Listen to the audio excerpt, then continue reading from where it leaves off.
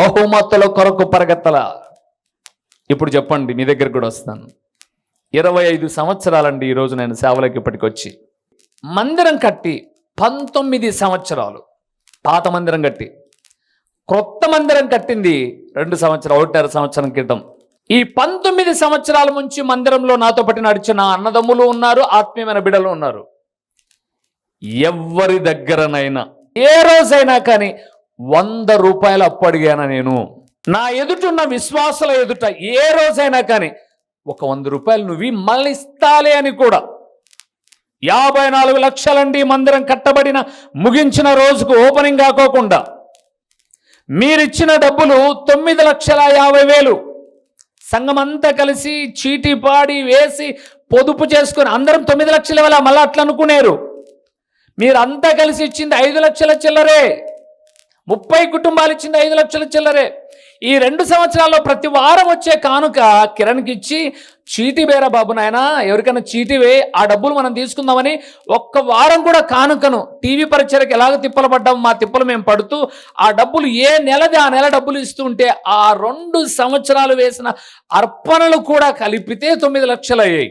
54 లక్షలు కడుతున్నప్పుడు ఏ ఇంటి దగ్గర కానీ ఆగిపోతుంది మీరు ఒక 100 రూపాయలు అదనంగా ఇవ్వండి అని. కానీ నా జీవితంలో ఇంకెంతకాలం ప్రభు పిలిచినంత వరకు బ్రతుకుతానో తెలియదు, కానీ ప్రియులారా, దేవుని అడుక్కోవడం తప్ప విశ్వాసులను అడుక్కోవడం, వారి బహుమతుల కోసం ఎదురు చూడడం నాకు తెలియదండి. మీరు ఏదన్నా అర్పణ ఇచ్చారా అన్న, ప్రార్థన చేయండి, రైట్, ప్రార్థన చేస్తాను. నా నోరు మాత్రం తెరవదు ప్రియులారా. సువార్త సభలు పెట్టాను ఎన్నో, దగ్గర మొన్న రాసుకుంటున్నానమాట. ఎన్ని సభలు ఇప్పటిదాకా జరిపామని చూస్తే 120 పైబడిన గ్రామాలు, పట్టణాలు దర్శించి ఒక్కొక్క ఊర్లో 3 రోజులు, ఒక్కొక్క ఊర్లో 2-3 సార్లు మీటింగ్లు ఏర్పాటు చేసుకుంటూ వచ్చాం. కొన్నిసార్లు డబ్బులు కట్టాల్సి వచ్చినప్పుడు అదే ఊర్లో మా రక్త సంబంధికులు ఉన్నారండి, మంచి ఉద్యోగస్తులు, వెల్ సెటిల్డ్ ఫ్యామిలీ. అన్న ఒక 10,000 ఇవ్వండి, ఆ సౌండ్ సిస్టమ్ వాళ్ళకి, ఆ సప్లైర్స్ వాళ్ళకు, ఆ చైర్స్కు, వాటికి వీటికి ఇచ్చేయాలంటే ఇచ్చే వాళ్ళు ఉన్నారు. మళ్ళీ పంపిస్తానంటే సైలెంట్గా లాడ్జ్ నుంచి అలాగే వెళ్ళి ఉంగరం తీసుకుని వెళ్ళేసి అలాగ కుదవబెట్టేసేసుకొని ఎవరికి ఇవ్వాల్సిన డబ్బులు వాళ్ళకి ఇచ్చేసి ఎవరి దగ్గర మాట పడకుండా బయటికి వచ్చిన రోజులే ఉన్నాయి. కానీ బహుమతుల కోసము ఒక 100 రూపాయలు ఇస్తారు ఈ వారం వాళ్ళ ఇంటికి వెళ్తేని పిలవనికుండా ఏ ఇంటి దగ్గరికి కూడా ఈ దైవజనుడు రాడండి. ఎందుకు ఈ మాట నేను జ్ఞాపకం చేస్తున్నానంటే, దైవజనుడు దేవుని మీద ఆధారపడేవాడు. ఈ వారం వాళ్ళ ఇంటికాడికి పోతే మిరపకాయలకు వస్తాయి, ఈ వారం వాళ్ళ ఇంటికాడికి పోతే టమోటాకాయలకు వస్తాయి, ఈ వారం వాళ్ళ ఇంటికాడికి పోతే బియ్యానికి వస్తాయి, ఈ వారం వాళ్ళ ఇంటికి నో. నువ్వేదన్నా తీసుకురావాలన్నా మందిరంలోకి తీసుకురా, ప్రార్థన చేయాలా చేస్తాను, నువ్వు ఇచ్చిన దానికి నేను చేసిన దానికి దట్సాలు తప్ప నేను మాత్రం నువ్వు ఇస్తే రెండో విషయానికి కూడా వస్తాను. చాలామంది దేవుని పిల్లలు, కొంతమంది ప్రతిష్ఠితార్పణలు తాము వర్ధిల్లిన వాటిలో శ్రేష్టమైన భాగాలు ఇస్తున్నారు. దానికి జవాబుదారీగా ఉండడానికి స్వార్థ పరిచర్యలు ఏం చేయాలనో అవన్నీ చేస్తున్నాం. ఈయని వాళ్ళు చాలామంది ఉన్నారు. వాళ్ళ దగ్గరకు వచ్చి ఈబ్బా నువ్వు కూడా అని ఎవరన్నా మిమ్మల్ని అడిగానా? అడగను. నీ నష్టం, నీ కష్టం, నీ శాపం నువ్వు భరించుకుంటావు. నేను మాత్రమండి ఒక దేవుని సేవకుడిగా నేను బాగా మోకాళ్ళొంగి చూశాను. 20 సంవత్సరాలు మందిరం కట్టినప్పటి నుంచి నా దగ్గరున్న విశ్వాసులను నేను ఎప్పుడైనా అప్పు అడిగానా? అప్పు కాదు, చేబదులైనా అడిగానా? నేను అడిగేది దేవుణ్ణి. దేవుడు బహుమతులు ఇచ్చేవాడే తప్ప విశ్వాసులు ఈరోజు ఇస్తారు, రేపేం మాట్లాడతారు తెలుసా? మేం పెట్టామంటారండి. బయట నాకు తెలిసిన చాలామంది ఉన్నారు, వాళ్ళు ప్రభుని నమ్ముకున్న వాళ్ళు కాదు. కొంతమంది నమ్ముకున్న వాళ్ళు ఉన్నారు, కొంతమంది నమ్ముకున్న వాళ్ళు ఉన్నారు. వాళ్ళ దగ్గర ఏదైనా కావాలంటే అప్పు చేసి టయానికి ఇస్తానని చెప్పేస్తాను, దర్శాలంతే. నా ఎదుట ఉన్న విశ్వాసుల ఎదుట మాత్రం నేను ఎప్పుడు కూడా ప్రియులారా జాగ్రత్త పడే విషయం ఏంటంటే, బహుమతుల కోసం. అక్కడ మీరు మళ్ళా చూడండి, 8వ వచనాన్ని చూస్తున్నప్పుడు, దైవజనుడు రాజుతో ఇట్లనెను, నీ ఇంటిలో సగము నీవు నాకు ఇచ్చినను నేను రాను. మా ఇంటికి రాన్నా ఇస్తా అంటే నువ్వు సగం ఇచ్చినా నాకొద్దు, మా ఇంట్లో ప్రార్థన చేసిపోండి అని అంటే మాత్రం నువ్వు ఏమి ఇవ్వకపోయినా పర్లేదు, హ్యాపీగా వచ్చి ప్రార్థన చేసి వస్తాను. దైవజనుడు ఎందుకు అంటే దేవునికి పరిచయం చేయడానికి, రెండవది విశ్వాసుల పక్షంగా బ్రతిమలాడుకోవడానికి, మూడవది దైవజనుడు బహుమతుల కొరకు ఆశపడనివాడు. ఏందో అన్న పిలుచుకోకుండా వస్తాడు. కొంతమందిని నేను చూశాను ప్రియులారా, వాళ్ళంతకు వాళ్ళు వస్తే ఒక ఆమె చట్నీ నూరుకుంటుంది, చెనక్కాయ చట్నీ నూరుతుంది పల్లెలో. ఆ ఊర్లో మేము మీటింగ్స్ పెట్టాము 3 రోజులు. ఆమె చెనక్కాయల చట్నీ నూరుతా ఉంది. ఒక సేవకుడు ఆ రాత్రి వచ్చాడు అక్కడికి ప్రార్థనకు. కొంతమంది ఎవరిని పిలవాల్సిన అవసరం లే, ఇంటికి వస్తూ ఉంటారు అంతే. ఆమె నూరుతా అంటే ఆయన వచ్చి ఒక ఆయన నిలబడుకొని అన్నాడు, చాలా బాధ కలిగింది. నేను ఆ ఇంటి ముందరనే, మేము వేరే ఇంటికి టిఫిన్కి వెళ్తున్నాం వేరే ఇంటికి, మమ్మల్ని పిలిస్తే ఆయన నిలబడుకొని ఆమెను అడుగుతున్నాడు, మా ప్రార్థన చేస్తామ్మా అని అడుగుతున్నాడు ఈ పాస్టర్ గారు. ఆమె చెనక్కాయలు నూరుతా, మళ్ళీ రాపో ఇప్పుడు పని ఉంటే. మళ్ళీ రాపో అనేది ఎవరినండి? సహజంగా ఇంటికి ఎవడన్నా బోకు వస్తే, అడుక్కోవడానికి వస్తే, మో చేయి కాలేదు మళ్ళీ రాపో అని అంటాం. మళ్ళీ రాపో అని అంటే సర్లే అక్క, నువ్వు చట్నీ నూరినాకైనా వస్తాడంట. కానీ సిగ్గు లేకుండా ఏమాత్రం కూడా ఇట్లా నేను చేయకూడదు కదా అని అనుకోలే. గుర్తుపెట్టుకోండి ప్రియులారా, నేను ఎందుకు మిమ్మల్ని పిలచండి మీ ఇంటికి వస్తా అంటానో తెలుసా? నేను ఉన్న ఫలంగా వచ్చాను చెప్పుకోకుండా అంటే మీరు ఏ పద్ధతిలో ఉంటారో, మీ కుటుంబంలో మీకు స్వేచ్ఛ, మీ వస్త్రధారణ ఎలాగుంటుందో, మీరు ఎలాగుంటారో, మీ కుటుంబ పరిస్థితి ఎలాగుంటుందో తెలియదు. మీరు పిలిచారనుకోండి, ఏం చేస్తారు? మీరు సిద్ధపడి ఉంటారు. బైబిల్ గ్రంథంలో సిద్ధపడమని చెప్పాడు, కానీ హఠాత్తుగా వెళ్ళి వాళ్ళ ఇంట్లో దుంకండి అని చెప్పాల. దైవజనుడు బహుమతులు ఆశించేవాడు కాదు. చాలా ప్రాముఖ్యమైన విషయానికి వద్దాం. తిమోతికి రాసిన 2వ పత్రిక 3వ అధ్యాయము 15 నుంచి వద్దులేండి, 16 నుంచి చదుదాం. 16-17 చదుదాం. 16-17. దైవజనుడు సన్నద్ధుడై అంటే సిద్ధపడి ప్రతి సత్కార్యమునకు పూర్ణముగా సిద్ధపడి ఉండునట్లు దైవావేశము వలన ఈ లేఖనాలు ఎట్లా పుట్టాయి చూడండి అన్నమాట. దైవావేశము వలన కలిగిన ప్రతి లేఖనము ఉపదేశించుటకును, ఖండించుటకును, తప్పుదిద్దుటకును, నీతి యందు శిక్ష చేయుటకును ప్రయోజనకరమునై ఉన్నది. దైవజనుడి పని ఏంటి? సంఘానికి దైవజనుడు ఏం చేస్తాడు అని అంటే, నిన్ను క్రమములో నడిపిస్తాడు. నీలో తప్పుంటే ఏం చేస్తాడు? గద్దిస్తాడు, అంతే ప్రియులారా. మీకు బైబిల్లో ఒక మాట చెప్తాను, చదవద్దులేండి, అవే మాటలుంటాయి అక్కడ, చూసుకోండి. సమూయేలు 2వ గ్రంథం 12వ అధ్యాయం 7వ వచనానికి వద్దాం ఒకసారి. సమూయేలు 2వ గ్రంథం 12వ అధ్యాయం 7వ వచనాన్ని తర్వాత మీరు చదివితే, దావీదు 1వ వచనం నుంచి చూస్తూ ఉన్నప్పుడు, దావీదు ఆల్రెడీ బత్షెబాతో పాపం చేశాడు 11వ అధ్యాయంలో. మీరు గుర్తుపెట్టుకోండి, దావీదు బత్షెబాను ఇంటికి పిలిపించుకొని పాపము చేసిన సంగతి బత్షెబా భర్త అయినటువంటి ఉరియాకు తెలుసా? తెలీదు. సరే, దావీదు బత్షెబాతో పాపము చేసిన సంగతి నాతానేమన్నా కిటికీ తెరిచి చూశాడా? చూడలా. మరి నాతానికి ఎట్లా తెలిసింది? కొన్నిసార్లు మీరు ఏదో చేసి వస్తారు, ఏదో మాట్లాడుకొని వస్తారు, ఏదో అనుకుంటారు ఇంట్లో. ఆ రోజే నేను అదే మాటలు చెప్పింటా. అప్పుడు మీరేమనుకుంటారంటే, ఖచ్చితంగా ఈ మాటలు మా కోడలే చెప్పింది. ఇంకా మీ కోడలికి ఏం పనిలే, అది చెప్పడము, నాకు ఫోన్ చేసి ఇది చెప్పున్నాను ప్రసంగం అని చెప్పడమే మీ కోడల పని, మీ కొడుకు పని, మీ పక్కింటోళ్ళ పని, మీ బంధువుల పని. సిగ్గనిపించదా అంటే అనుకోవడానికి, ఎవరో చెప్పారని అనుకోవడానికి బైబిల్ ఎన్ని మాటలు విన్నాను. దావీదు చేసిన పాపము నాతానుకి ఎట్లా తెలిసింది? నాతానికి ఏమన్నా బత్షెబా లెటర్ రాసిందా? నన్ను పిలిచి పాపం చేశాడు పాస్టయ్యా, నువ్వు ఒకసారి దావీదు దగ్గరికి పోయి మాట్లాడయ్యా అనిందా? మరి ఎట్లా తెలిసిందండి? నాతాను ఇంటికి వచ్చాడు, దావీదుతో మాట్లాడాడు. దావీదుతో, రాజా ఒక సమస్య వచ్చింది అని చెప్పాడు. అవునా పాస్టర్ గారు, ఏంటి సమస్య అండి, చెప్పండి తిరుద్దాం అని అన్నాడు. ఏమి లేదు రాజా, ఒక ధనవంతుడికి 100 గొర్రెలు ఉన్నాయి, పేదవాడికి ఒకటే గొర్రె ఉంది. ధనవంతునింటికి బంధువులు వచ్చారు, ఈ పేదవాడు తన కౌగిట్లో పెంచుకున్నటువంటి గొర్రె ఇది. ధనవంతుడు 100 గొర్రెల్లో ఏదైనా ఒకటి వధించి విందు చేయొచ్చు, ఈ పేదవాడి దగ్గర ఉన్న ఒక్కటి తెచ్చి విందు చేశాడు రాజా అని అన్నాడు. రాజు ఇంత ఉగ్రుడై లేచి, వాడు మరణానికి పాత్రుడు అంటాడు. 6వ వచనం చివరి లైన్లో, వాడెవడట? మరణానికి పాత్రుడు అన్నాడు. వెంటనే 7వ వచనంలో నాతానంటాడు, వాడివి నువ్వే అంటాడు. ఏమన్నాడు? వాడివి నువ్వే అన్నాడు.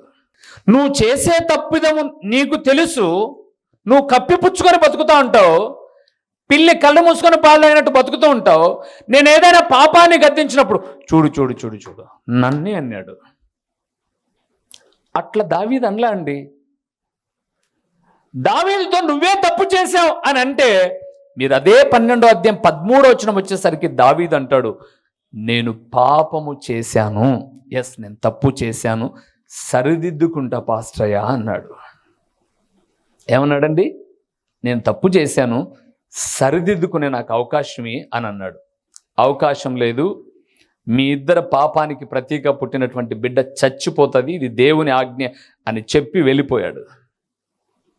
నేను అంటానండి, దేవుని సేవలో ఉన్నటువంటి దైవజనులమైన మా పని ఏంటంటే మీకు జోలపాట పాడి కవ్వించి నవ్వించి ఉబ్బిచ్చి ఉడికించి ఒక 10 రూపాయలు ఎట్రా పట్టుకుందాం అనేవాడు వాడు నిజమైన దైవజనుడు కాలేడు. డబ్బుల కోసం ప్రాకులాడేవాడు కాదు సేవకుడు అంటే. దేవుని వాక్యాన్ని నువ్వు ప్రేమిస్తే కృపాక్షేమములు నీ వెంట వస్తాయి, నువ్వు దాని వెంట పరిగెత్తాల్సిన అవసరంలా. 20 సంవత్సరాలు మందిరం కట్టి 25 సంవత్సరాల సేవలో సరళ మీరు చెప్పండి, మేము కొత్తగా మందిరానికి వచ్చేటప్పుడు మమ్మల్ని చాలా నవ్వించేవాడబ్బా అన్న, ఇప్పుడు ఏందో ఉన్నట్టుండి సీరియస్ అయ్యాడు అంటారా? ప్రభువునందు ప్రియులారా, మా ఉద్దేశం ఏంటంటే దైవజనుడుగా ఇక్కడున్న మీ అందరూ దారిలో నడుచుకుంటూ వస్తాంటారండి. ఎవరో ఆడ దిష్టి తీసి మూడు మిరపకాయలు పెట్టింటారు, మీ పిల్లోడు నడుచుకుంటూ వస్తుంటారు. మీరేం చెప్తారు? రే రే రే రే రే ఎట్ట పక్కరా, రే రే రే పక్కరా. ఎందుకు? అమ్మా దాటద్దురా, దిష్టి తీశారు. 3 మిరపకాయలకు భయపడతావు, 2 నిమ్మకాయలకు భయపడతావు. నీ తప్పిదం ఇది అని దేవుడు చెప్తే దేవునికి భయపడవు, నువ్వు బాగుపడతావా? నువ్వు ఎంత దుర్మార్గం అండి. రాజు భయపడ్డాడు. ఎందుకో తెలుసా? నేను తప్పు చేశాను, పాస్టర్ గారు చెప్పారు. ఖండించాడు. రెండవది తప్పు అని చెప్పాడు. రెండవది ఏం చేశాడు? ఖండించాడు. ఇలా చేయకూడదు కదమ్మా, ఇది కాదు కదా. ఖండించాడు, నీతి మార్గంలోనికి నడిపించాడు. ఈరోజు ప్రభునందు ప్రియులారా, చాలామంది అండి దైవజనుడు అని అంటే మమ్మల్ని మెచ్చుకోవాలా, మమ్మల్ని పొగడాలి. కొంతమంది అన్నారంట మందిరంలో కూడా, మిమ్మల్ని పాస్టర్ బాగా పొగుడుతానులే అన్నాడంట. ఏమంటే పొగిడే కార్యక్రమాలు పెట్టుకున్నావాడా? పొగిడే కార్యక్రమాలు. ఎవరైనా దేవుని పరిచర్యకు ధారాళమైన మనసుతో ఏదైనా అర్పణ అర్పించింటే వీళ్ళు సహకరించారు, నిజంగా వీళ్ళని దేవుడు దీవించునుగాక అని అన్నాం. నీ బతుకు ఎప్పుడు సహకరించలే, నిన్ను అన్నా దానికి మిమ్మల్ని పొగుడుతారు. మమ్మల్ని పొగడ్డు అని అంటే నీలో ఏముంది? అసూయ బుద్ధి ఉంది. నువ్వు మంచి చేసి చూడు, నీతో పాటు నేను కూడా అదే మంచి చేశాను, నాకు కలిగిన వాటిలో ధారాళమైన మనసుతో పరిచర్యకు ఇచ్చాను, మా ఇంటికి పిలిచి ప్రార్థన చేయించుకున్నాను, ఇదిగో పరిచర్య కొరకు, మందిరం కొరకు, సేవ కొరకు మాకు కలిగింది ఏదో. ఒకవేళ నువ్వు 5,000 ఇస్తే మేము 500 ఇచ్చాములే, మమ్మల్ని కూడా అనుకోవచ్చు కదా అని అంటే అర్థం ఉంది. నువ్వు 500 కాదు కదా, 5 పైసలు కూడా ఉండవు, మిమ్మల్ని పొగుడుతాలే అంట. అంటే పొగిడే కార్యక్రమం పెట్టుకున్నానా నేను? సంఘం అనేది పొగడతల కోసమా? పొగిడేదాని కోసం అంట. మిమ్మల్ని పొగుడుతాలేమ్మా, మిమ్మల్ని పొగుడుతాలే. ఎందుకు పొగడాలండి నేను? మీ ఇంట్లో వచ్చి ఉంటున్నానా నేను? దేవుడు నాకు ఒక ఇల్లు ఇచ్చాడు, నాకు ఒక కుటుంబం ఉంది, మీ ఇంట్లో వచ్చి నేను ఉంటాను మిమ్మల్ని పొగడ్డానికి.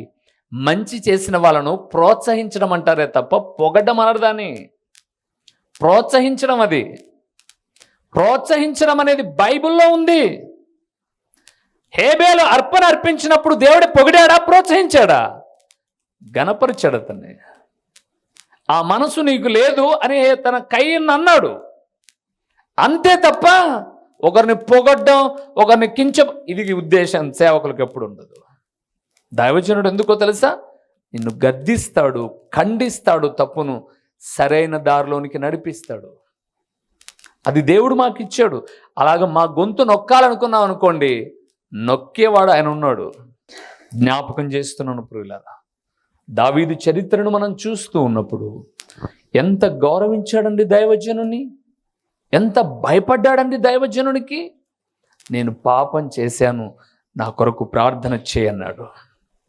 ప్రార్థన చేసిన లాభం లేదు, పాపం చేసినందుకు శిక్ష పడాల్సిందే రాజా, శిక్ష అనుభవిస్తాను, ఒకదానికి 4 ఇస్తావు అన్నాడు, ఇచ్చాడు. ఇంకొక ఆయనను కూడా గద్దించాడు, సమూయేలు. ఎవరు? ఇశ్రాయేలు మొదటి రాజు అయిన సౌలును.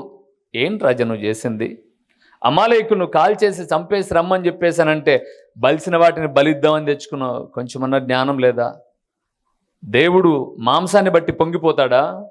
చెప్పిన మాట వింటే కదా సంతోషపడతాడు అని అంటే, ఈ సౌలు అన్నాడు, నేను చేసింది ఏదో చేసిన, నన్ను అందరి ముందర గౌరవించు అన్నాడు. నా వల్ల కాదు రాజా, వెళ్ళిపోతున్నా అన్నాడు. పో, నువ్వేం అవసరం లేదా, ఏం నువ్వు కాకపోతే ఇంక లేరు మాకు పాస్టర్లు అనుకున్నాడు. తన జీవితంలో నెమ్మది లేక చివరికి ఎలా చచ్చిపోయాడు? ఆత్మహత్య చేసుకొని. దేవుని ప్రియబిడ్డలారా, ఇన్ని రోజులు మీకు తెలియదేమో, లేకపోతే మీరు నాకు అలాగ చేశారని కూడా కాదు నేను చెప్పడం.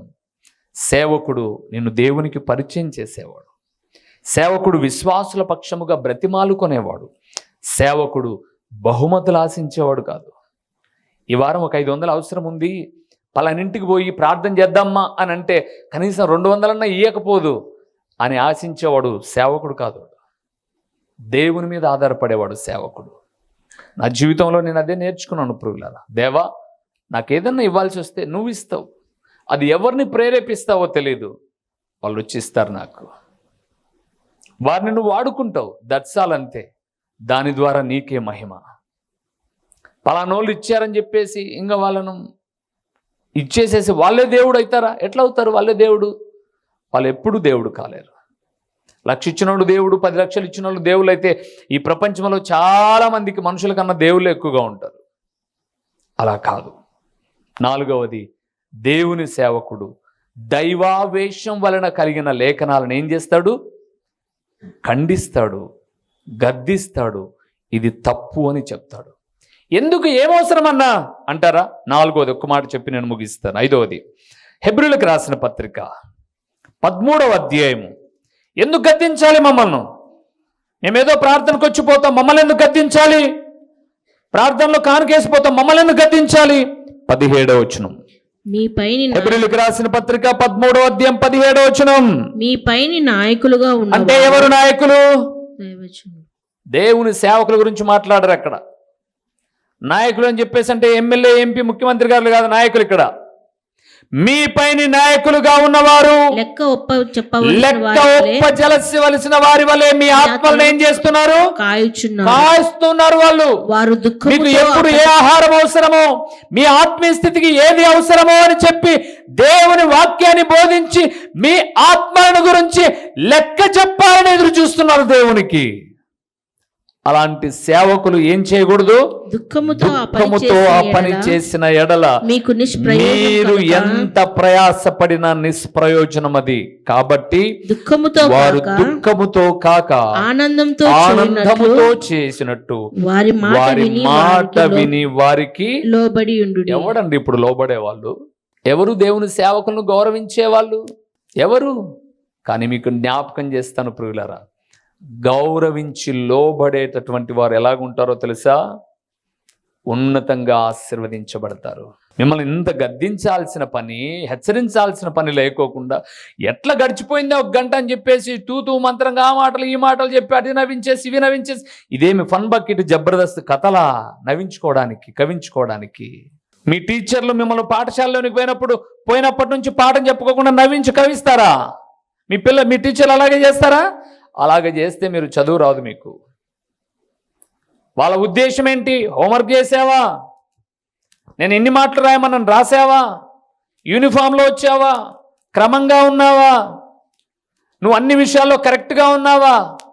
అన్ని చేస్తే ఈ పోటీ ప్రపంచంలో నువ్వు పాస్ అవ్వడమో, ఫస్ట్ క్లాస్కి వెళ్ళడమో, ఎక్సెట్రా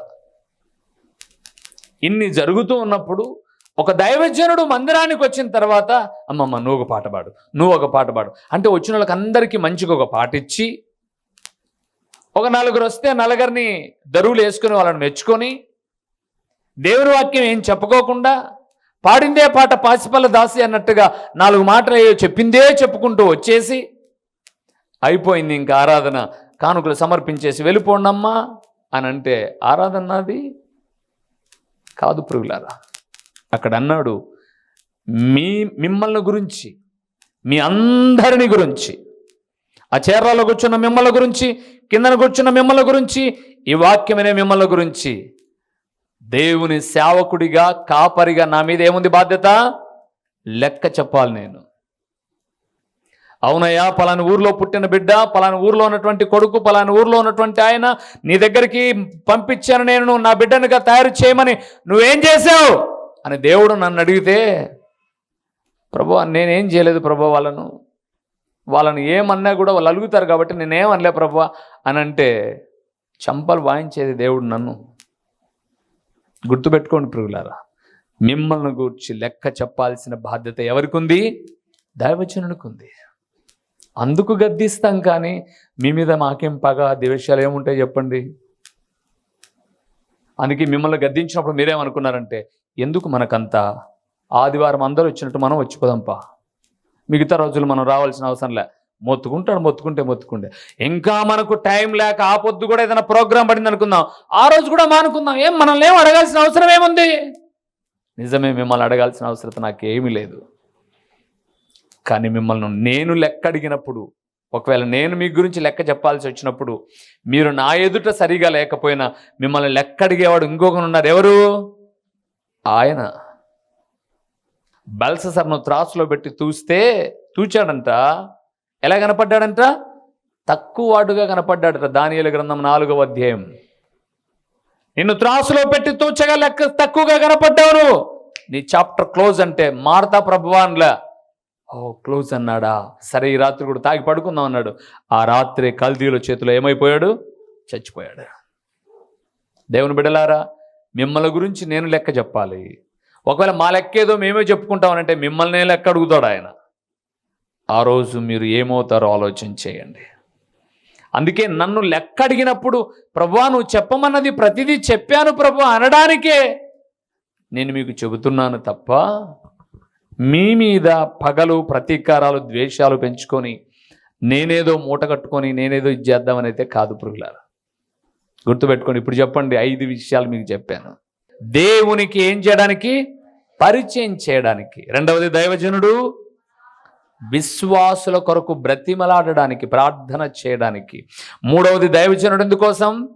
బహుమతులు ఆశించుకోకుండా విశ్వాస సేవా జీవితాన్ని కొనసాగించడానికి. నాలుగవది, దైవజనుడు ఎందుకోసం? గద్దించి, హెచ్చరించి, మందలించి సరైన మార్గములో నడిపించుట కొరకు.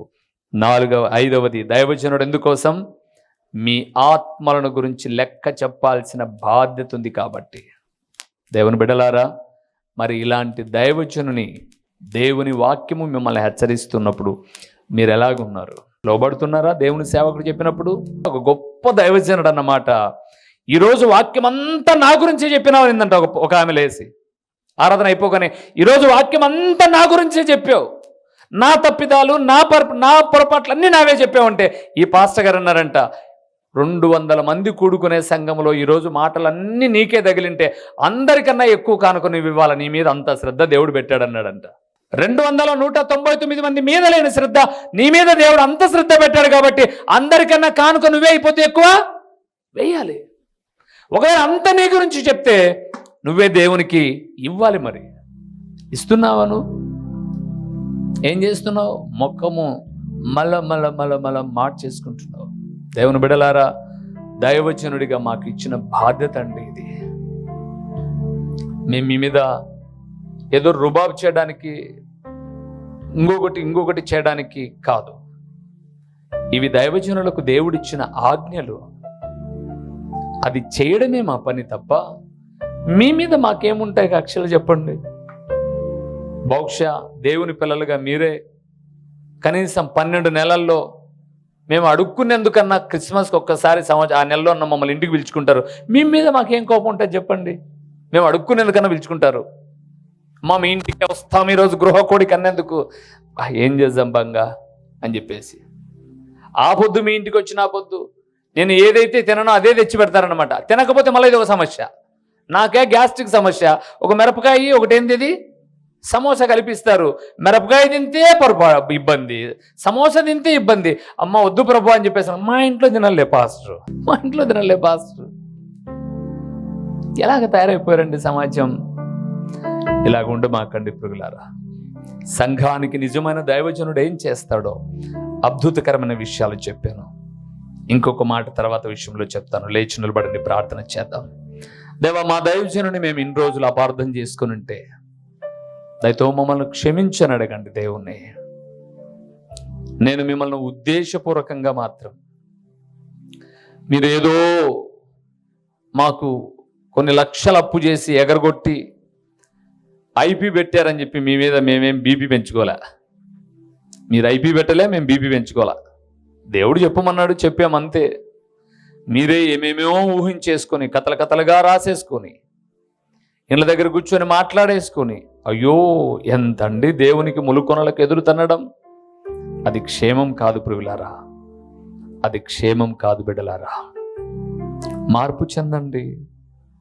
ప్రభువు ఇదేనానే మాటలు మాట్లాడాడు. ప్రార్థన చేద్దాం.